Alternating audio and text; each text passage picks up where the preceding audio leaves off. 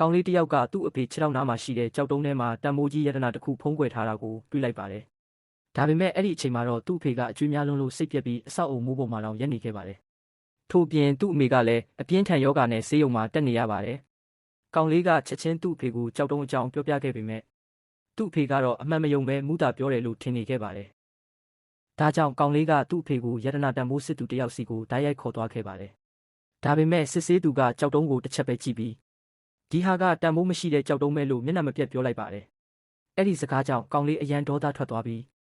လောင်းကြီးတစ်ခုလှုပ်ရဲလားလို့မေးလိုက်ပါတယ်။ကြောက်တုံးထဲမှာကျဲရှိရင်စစ်ဆေးသူကတောင်းပန်ရမယ်။မရှိဘူးဆိုရင်တော့ကောင်လေးကဒေါ်လာ3သိန်းပေးမယ်လို့ပြောလိုက်ပါတယ်။ဒီစကားကိုကြားတာနဲ့စစ်ဆေးသူကအရန်ယုံကြည်ပြီးချက်ချင်းလက်ခံလိုက်ပါတယ်။ပတ်ဝန်းကျင်ကလူတွေကိုလည်းဒိုင်ဖြစ်ရက်ကြည့်စေလိုက်ပါတယ်။အဲ့ဒီနေရာကလူတွေကတော့ကောင်လေးကိုမိုက်မဲတယ်လို့ပြည့်ရည်ပြုနေကြပါတယ်။